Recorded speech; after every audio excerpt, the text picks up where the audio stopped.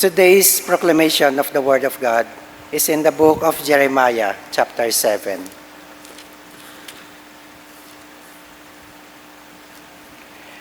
But this is what I commanded them, saying, Obey my voice, and I will be your God, and you shall be my people, and walk in all the ways that I have commanded you, that it may be well with you.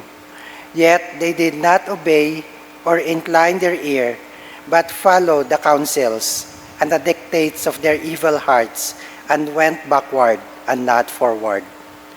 Since the day that your fathers came out of the land of Egypt, until this day, I have even sent you all my servants in the prophets daily, rising up early and sending them, yet they did not obey me or incline their ear, but stiffened their neck. They did worse than their fathers. Therefore, you shall speak all these words to them, but they will not obey you. You shall also call to them, but they will not answer you. So you shall say to them, This is a nation that does not obey the voice of the Lord their God, nor receive the correction. Truth has perished and has been cut off from their mouth. The word of the Lord. Thanks be to God. Please stand for our responsorial psalm. Let our response be, If today you hear his voice, harden not your hearts altogether. If today you hear his voice, harden not your hearts. O come, let us sing to the Lord. Let us shout joyfully to the rock of our salvation. Let us come before his presence with thanksgiving. Let us shout joyfully to him with psalms. Response. If today you hear his voice, harden not your hearts. O come, let us worship and bow down. Let us kneel before the Lord our Maker, for he is our God. And we are the people of his pasture, and the sheep of his hand. Response. If today you hear his voice, harden not your hearts. Today, if you will hear his voice, do not harden your hearts, as in the day of rebellion, and as the day of trial in the wilderness. When your fathers tested me, they provoked me, though they don't say so my works. Response. If today you hear his voice, harden not your hearts. Glory be to the Father, and to the Son, and to the Holy Spirit. As it was in the beginning, is now, and ever shall be, world without end. Amen. The Lord be with you. The Holy Gospel of our Lord Jesus Christ according to St. Luke chapter 11. Glory to you, Lord Jesus Christ. And he was casting out a demon, and it was mute. So it was, when the demon had gone out, that the mute spoke, and the multitudes marveled. But some of them said, He cast out demons by Beelzebub, the ruler of the demons. Others, testing him, sought from him a sign from heaven. But he, knowing their thoughts, said to them, If a kingdom divided against itself is brought to desolation, and a house divided against a house falls. If Satan also is divided against himself, how will his kingdom stand? Because you say, I cast out demons by Beelzebub. And if I cast out demons by Beelzebub, by whom do your sons cast them out? Therefore, they will be your judges. But if I cast out demons with the finger of God, surely the kingdom of God has come upon you. When a strong man, fully armed, guards his own palace, his goods are in peace. But when a stronger than he comes upon him, and overcomes him, he takes from him all his armor, in which he trusted, and divided his spoils. He who is not with me is against me, and he who does not gather with me scatters. The Gospel of the Lord. Please be seated. ah, several times nga, hambal na ako na kung 20 anyos, 25, 30, 35, 40 anyos ka sa simbahan, the passages of gospel ay doon man ka times ni mo ginbasa. Ag obserbahan kita naton nga in time of Lent, ro atong ebanghelyo ay umpisa mo sa Matthew, adto mo sa John, adto mo sa Mark, adto mo sa Luke, pabaylo-baylo tayo mo. For us to follow kung ano ro pwede nga matabo sa ministry ni Ginoong Hesus while he was roaming around in the region para magturo ipulong itatong Ginoo. So sa atong ebanghelyo makarong adlaw ay ro pinakamasakit nga mabatian naton sa anong ebanghelyo ay sa verse 23 ang banana ay, "He who is not with me is against me, and he who does not gather with me scatters." Kung ako magtaot inside, I don't go with negative aspects. I will always go to positive. Ano ako nga insight nga nakita sa ebanghelyo ay daya.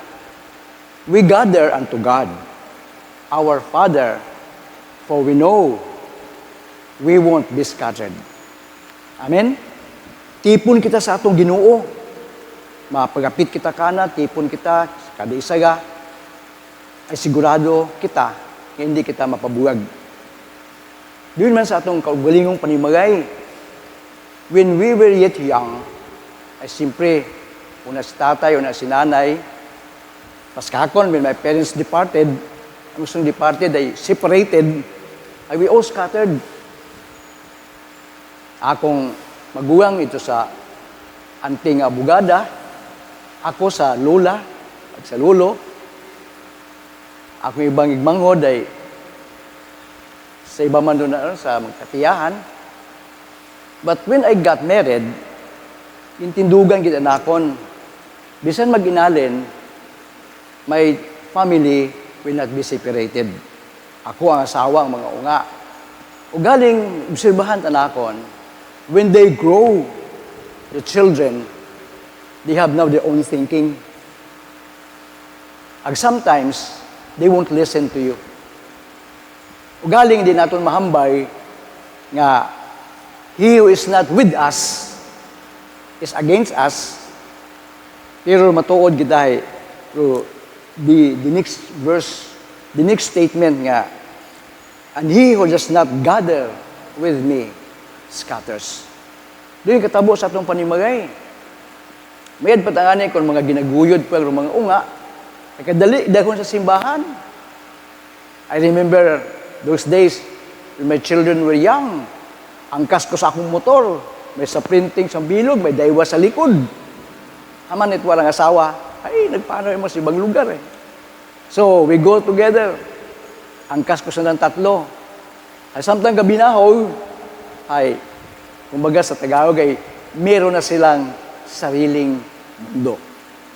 But not unto us. But not unto us. Once again gather kita sa fold it atong Ginoo ay hindi ko kita maginubret pinalapong nga magbuwag pa. Agud hindi kita magwigit. You see what happens in the house nga don't gather together. Everyone is scattered. Pati ro ginatindugan nga prinsipyo pagtuo sa Ginoo. Bukod pareho. Sa amon may nasabi ka ako, may born again. May born again man nga iba, ay iba mata.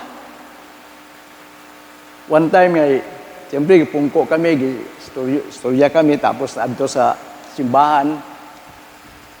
Ay, siyempre, ako ro, kamagwangan, kaki ay, ako ro bagay, center of question, nga mat nagpari ako. Sabat ko, apa nag-eskwela ako na ako nga maging pari? O nagpakabuot nga maging pari? Ay dapat amana-manong ay buwan mo ta pagbatuna. See? The mind are scattered. Because different idea. Ay sa bilog, may pastor. Sumabat man ako. Ay may nga ni makunta ako abe. Dipinsahan ko ng kagalingon. May nga ni makon ako, igiglihan sa akong obispo. Na maging pari. Ay si pastor makon, sino naglihan? May makon, pastor man. Pero, although we have makon different works in the kingdom of God, yet, God, mabaw natin sa sentrong Bisayay, o Diyos, higing pili kita. Obrahon natin do, obrahon nga ron. Makon, it doesn't need na mag-clash kita kung ano kamating, ano ako. Importante makon na you work the work of God in your ministry.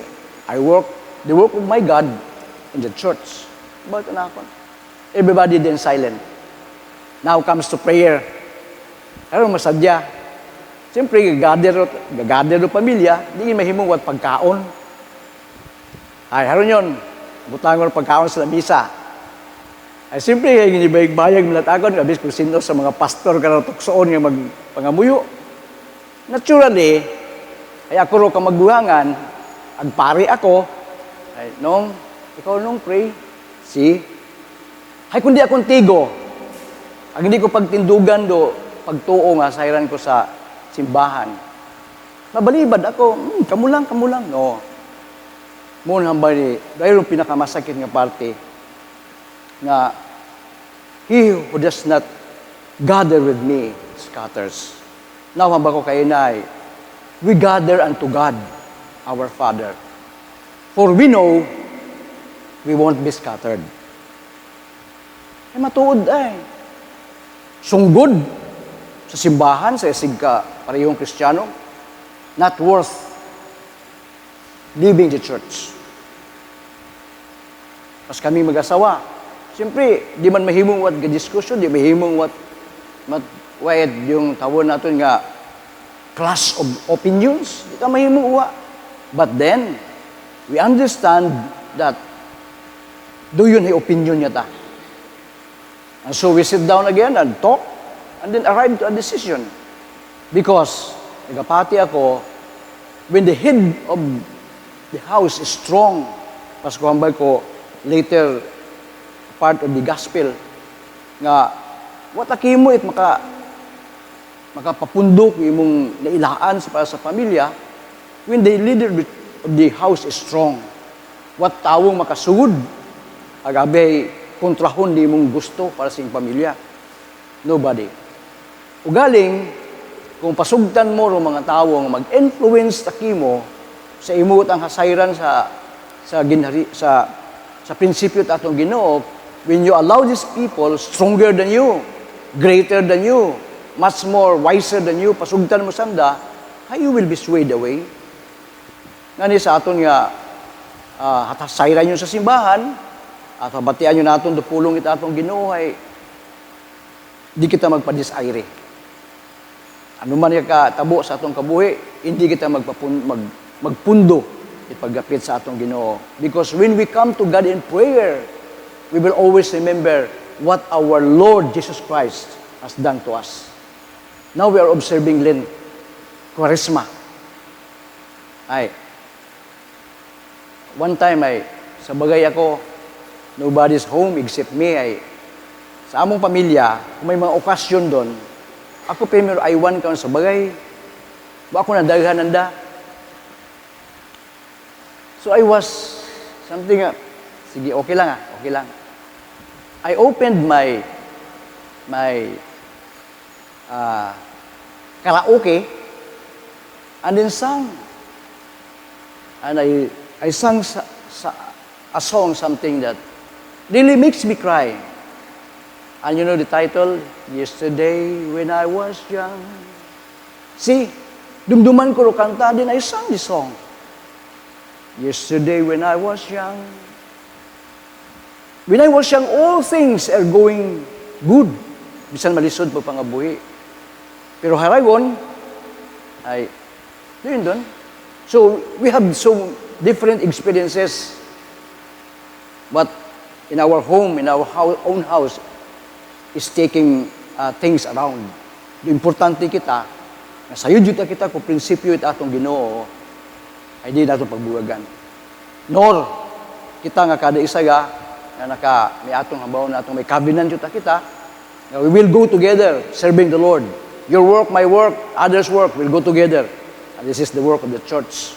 Atong padayunon, agod, makaobserba do iba, nga this is the church is all about.